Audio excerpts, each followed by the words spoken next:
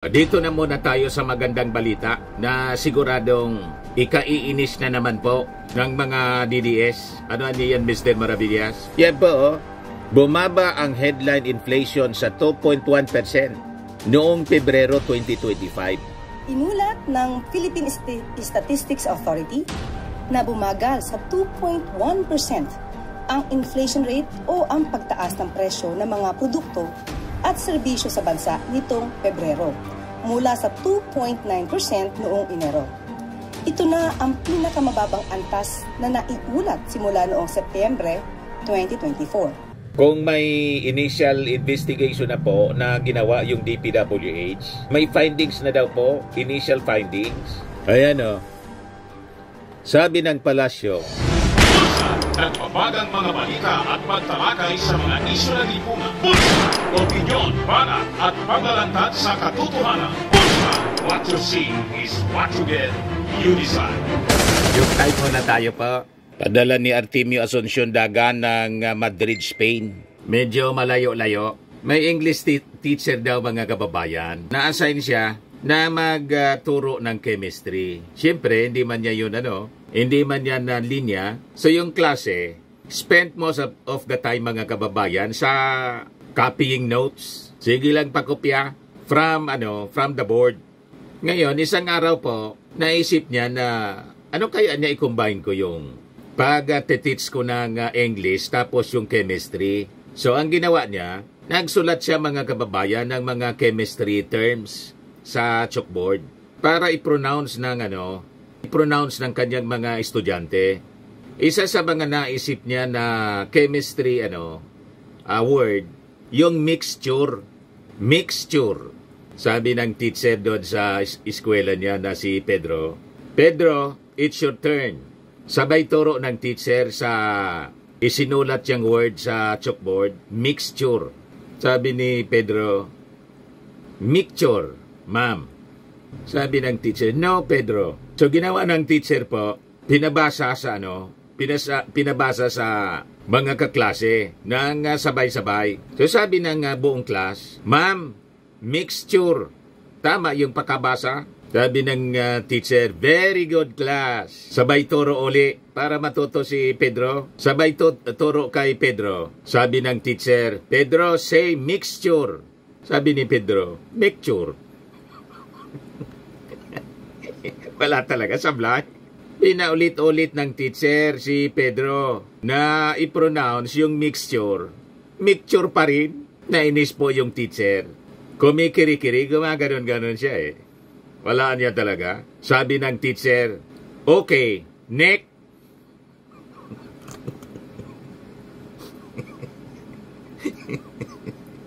Tawanan yung mga estudyante. Kasi, imbes na masabi ng teacher yung salitang next, naawa na ni Pedro, naging next.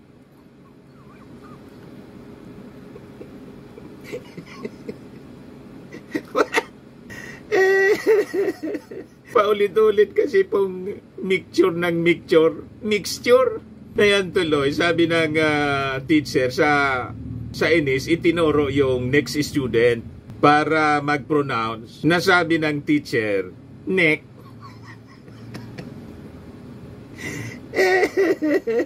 Matik na po, 200 pesos po. I-send na lang po ninyo sa messenger yung GCash number po ninyo. Si Mr. Artemio Asuncion Dagan dyan sa Madrid, Spain. Qualified na rin po kayo sa monthly draw. 5,000 ang price ng mabubunot. Ito, lagay na natin dito. Dito na po tayo sa ating seryosong topic. Dito na muna tayo sa magandang balita na siguradong ikaiinis na naman po ng mga DDS. Ano yan, Mr. Maravillas? Yan po, bumaba ang headline inflation sa 2.1% noong Pebrero 2025 mula sa 2.9% noong Enero 2025. Yung food inflation bumagal sa 2.6% mula sa 4.0%. Lalo na po sa bigas na nabawasan ng 4.9% at gulay 7.1% mula sa 21.1% yung pagbaba. Sa non-food inflation, bumaba naman ng 1.7% mula sa 2.2% dahil sa pagbaba ng presyo ng mga transport equipment, kuryente at gas, at housing rentals. Di ba, mga kababayan, masama na naman niya Mr. Maravillas ang loob niya ng mga DDS. Siyempre po, pagod news para sa ating mga mamamayang Filipino, bad news para sa kanila. Pero sila, mga kababayan, kasama sila sa nagkikinabang. Ayaw lang nila na mabanggit na sila nagkikinabang ng mga gains ng ating administrasyon. Hindi nila matanggap, mga kababayan, na gumanda na ang ekonomiya ng ating bansa sa pangunguna ng ating Pangulong Bongbong Marcos. Kasi po, pag gumaganda ang economy, nababasag yung kanilang propaganda, lalo na ni Sara Duterte, na bukang bibig po yung presyo ng bigas. Pati po yung presyo ng bigas, bumaba na po. Sa mga kadiwa po, may 29 pesos na at 35 pesos. Iba-ibang klase kasi po ng bigas. Ngayon, sa komersyal, more than 40 pesos, 45, 46, pero hindi na yung dati po, 49. At base sa announcement kanina sa press briefing sa Palasyo Malacanang ni Yusek Clear Castro, yung presyo niya ng bigas, ng karne, bababa ngayong buwan, sabi po ng Palasyo Malacanang. Kausap daw niya, mga kababayan, si DA Secretary Tio Laurel. Ito po yung announcement kanina ng Palasyo Malacanang. Inulat ng Philippine Statistics Authority na bumagal sa 2.1% ang inflation rate o ang pagtaas ng presyo ng mga produkto at serbisyo sa bansa nitong Pebrero, mula sa 2.9% noong Enero.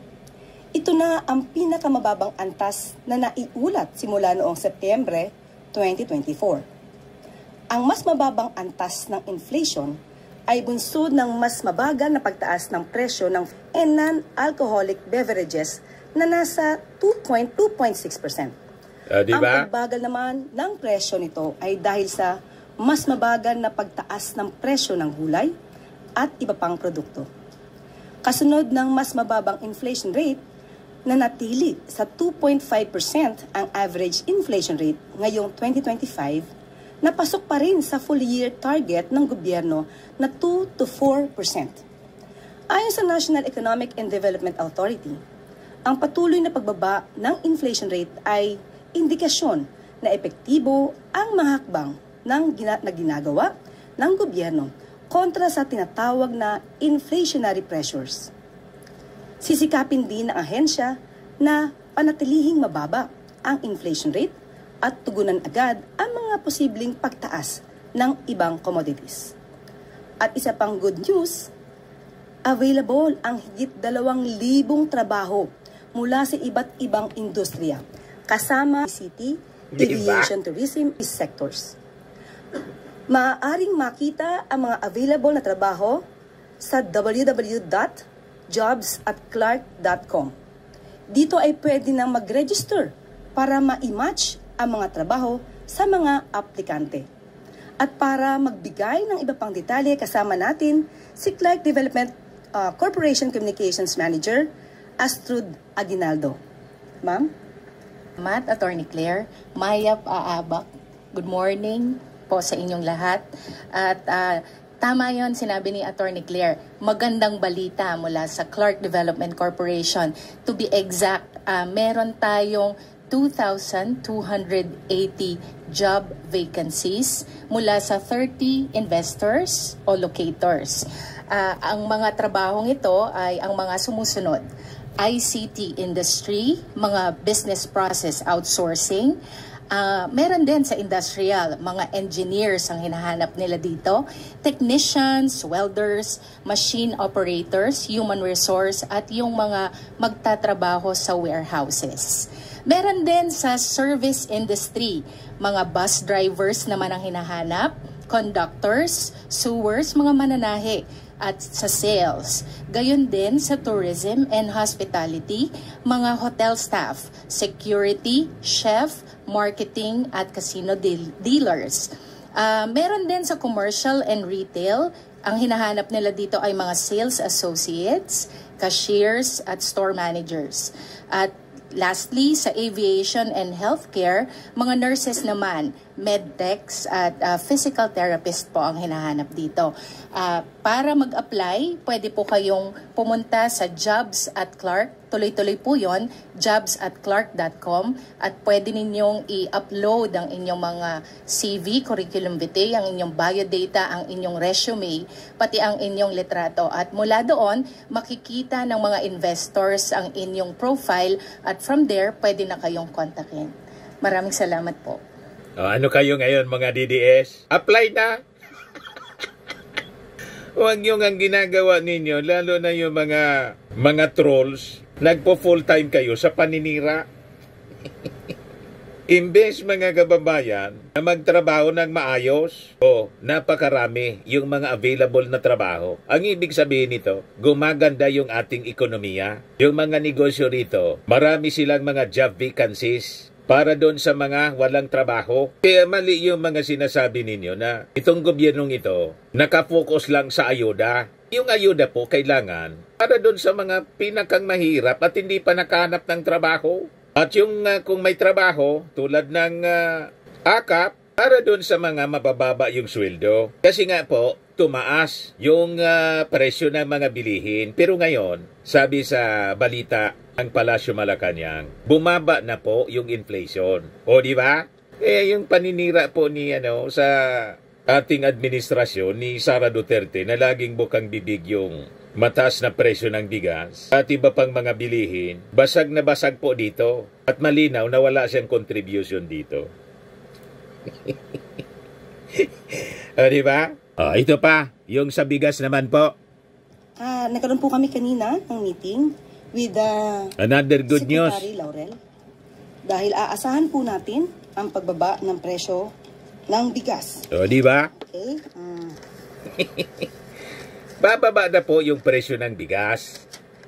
Hintay-hintay lang po kayo. Hindi man yung magic. Sa darating po na by March 31, sa ngayon po, ang presyo ng bigas kada kilo ay pumapalo po sa 49 pesos. Pero by March 31 po ay aasahan po natin ang pagbaba nito ng 45 pesos. Pati na po ang presyo po ng baboy ay maaari po ito, maibaba din po by March 10. Sa halaga po, ito po ay sinabi in particular ni Secretary Laurel, ang parte po ng Kasimat Pigi ay bababa po between 350 to 360 per kilo. At ang liyan po naman po ay maibababa po ng 380 per kilo. Yan po ang maliban po dyan. Marami pa po tayong sasabihin good news, pero most probably po ay bukas na po dahil marami pong napag-usapan kanina sa meeting with the DA Secretary. Araw-araw may good news. Makinig lang po kasi kayo sa mga legit na mga announcements ng ating gobyerno at sa mga legit na sources ng information sa mainstream media, tapos sa mga vloggers po na hindi mga fake news peddlers. Tama po? O ngayon, dito tayo, naitanong kasi dito mga kababayan kay Secretary Yusek Castro yung nangyaring pagbagsak, pag-collapse ng bridge doon sa Isabela, kung may initial investigation na po na ginawa yung DPWH. May findings na daw po, initial findings. Ayan sabi ng palasyo, under design might have caused Cabagan Santa Maria Bridge collapse. Ang ibig sabihin, yung design hindi tama. Hindi base sa required standards. Kaya tingnan ninyo po, 3 years pa lang after na matapos, collapse agad. Malayo mga kababayan doon sa mga pinagawa ng mga previous administrations, lalo na ng tatay ng ating Pangulong Bongbong Marcos. Kaya po laka yun, San Juanico Bridge po. Tinamaan na ng dumaan yung super typhoon. Kasi po, tama yung design. Kaya tingnan mo po, yung pagka-design talagang defective. Tama itong post ni Juan Miguel. Corruption sa panahon ni Digong. Si Mark Villar ang DPWH Secretary sa panahon ni Digong. Ayan San Juanico Bridge, 50 years na po. Pinagawa ng tatay ng ating Pangulo. Buhay na buhay pa. You see? Yung pinagawa ni ex-governor, now President Bongbong Marcos. 20 years doon sa sa Ilocos. Ito pinagawa ni Boti pa yung pinagawa ni Pinoy, 10 years na yung sa Cebu kay Digong. 2014 sinimulan yung yung proposal para sa project, pero pinatrabaho largely panahon ni Digong, panahon ng ating Pangulo. Nakita ng diferensya, rinitrofit, ini-strengthen, hindi pa rin umubra. Kasi nga po, under-design, sabi mismo ng DPWH. So bakit ito, mga kababayan, pinahintulutan ng previous administration yung design? Hindi po base sa required standards. Yan ang ibig sabihin ng under-design. Yan po. Ito po, itinanong sa kanya ng mainstream media. The bridge sa Isabela is the President asking for or directing an investigation on this, especially to find out whether corruption was involved. Yes po. Nung nagkaroon po kami ng pakikipag-usap kay Secretary Bonoan, nagkaroon na po talaga ng investigation, but it's initial investigation. Ang nakikita po, sabi nga po natin, ito ay nag-start on 2014 at lumalabas po na 90% ay naisagawa ito sa panahon po ni dating Pangulong Duterte. Ang sabi po ay nagkaroon po ito dahil sa mga earthquakes, sa kung ano sa tagal ng panahon, hindi na siya naging matibay at kailangang i-retrofit sa panahon po ngayon. Ang nakikita po so far ay nagkaroon ng under-design.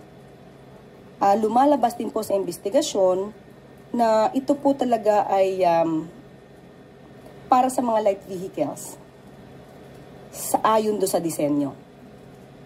So, lumalabas din po na yung dumaan na truck, 3 po daw yung dumaan na dump truck, puro boulders ang laman, ang karga. Nagkaroon po talaga ng hindi tama na nung dumaan. Hindi naging maayos dahil may dumaan na ganito ka mga heavy vehicles na hindi po naaayon doon sa kakayanan ng tulay. Kaya po, isa sa mga sinasabi po ni Secretary Bonoan ay maaari po, hindi po natin to, hindi pa po to conclusion, maaari lamang po na mapanagot din yung may-ari nung or korporasyon na may-ari ng dump trucks dahil 3 po ang nasabi na dumaan na sunod-sunod.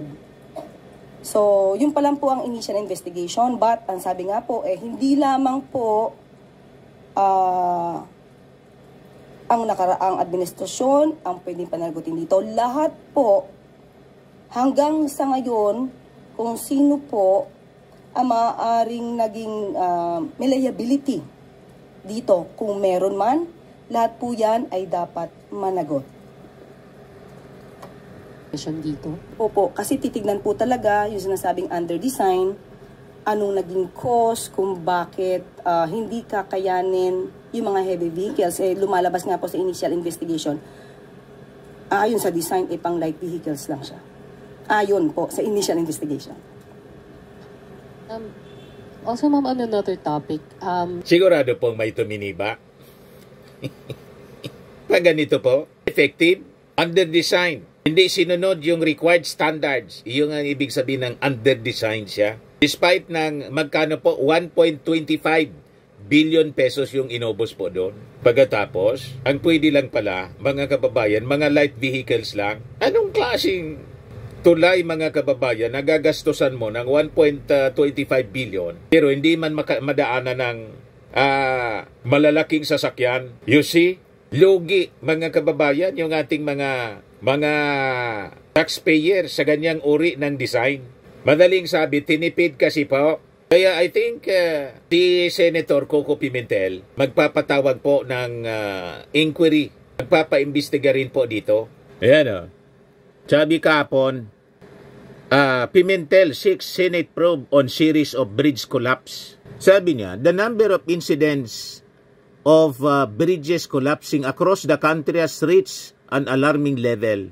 These have resulted in fatalities, injuries, and significant economic losses, raising urgent concerns over deficiencies in engineering and design, use of substandard materials, lack of proper oversight, and possible corruption in infrastructure projects, sabi po ni Pimentel sa kanyang pag-file ng Senate Resolution number 1319. Billions anya of pesos are spent in years, are wasted buildings these bridges only for them to collapse in an instant, endangering lives in squandering public funds. Sabi niya, bridges must be built to withstand calamities and heavy use, yet the repeated collapses raise serious concerns. Tama po si Pimentel, mga kababayan. Talagang panahon na paimbestigahan ito mga pinapatayo o pinatayo na mga bridges all throughout the country. Collapsible po. The recent collapse niya of Magapi Bridge in Balete, Batangas on October 28, 2024 has once again raised concerns over the safety and integrity of the country's infrastructure. Tapos sinundan nung sumunod yon sa nauna na pag-collapse noong October 29, 2022 ng Bantilan Bridge, a 30-meter concrete structure connecting Batangas and Quezon. May nangyari din noong October 20, 2022 sa Bayangbang, Pangasinan, yung Carlos Romulo Bridge, nag-collapse din po. Ang dami na pala.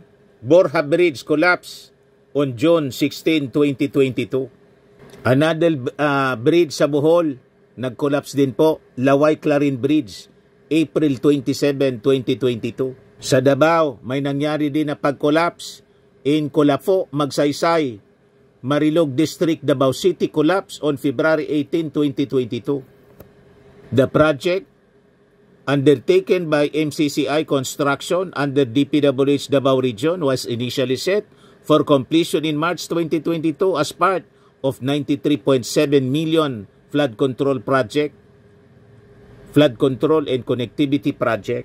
May nag-collapse din na tulay sa Barangay San Isidro, May Jayjay, Laguna on January 29, 2022. So, ang dami na pala, mga kababayan, na mga nag-collapse. Alangan man yung nagpagawa niyan, yung ating Pangulong Bongbong. 2022 yan eh. Malamang yung previous administrations. Kaya, gustong paimbestiga na ng Senado. May resolusyon na po si Coco Pimentel. Mabuti naman po. Pag ganon, para talaga pong mapanagot ang dapat na managot. Kasi, nakikita ninyo yung mga pinagawa ng mga Marcoses, lalo yung tatay ng ating Pangulo. Hanggang ngayon, nakatayo pa rin. You see, ibig sabihin po, quality, hindi po substandard in underdesign. Sabi ni Coco Pimentel, malamang dahil sa korupsyon. Ito naman po, Firmax Firming and Lifting Cream, pinapahid po sa mga pulses in affected area. Mainam po sa paninigas ng mga kaso-kasuan. Ito naman po, Automax Radiant Serum. Sa mukha naman yung application, anti-aging po siya. You will look 10 years younger than your age. Sa mga cancer patients naman po, baka lang gusto ninyo itong itry. Naing siya Red Mix Fruit Drink. Hindi mo po siya gamot, food supplement siya. Kaya lang, gawa siya mga kababayan sa goji berry. Yung goji berry, may anti-cancer properties. O ngayon, yung mga inquiries ninyo, dumiritso na lang kayo sa aming messenger sa Facebook para masagot namin agad. Ayos pa?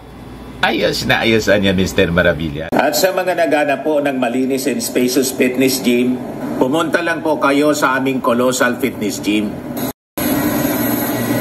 May Grab Car Rental din po kami. Ito naman po yung bago naming product na binibenta online.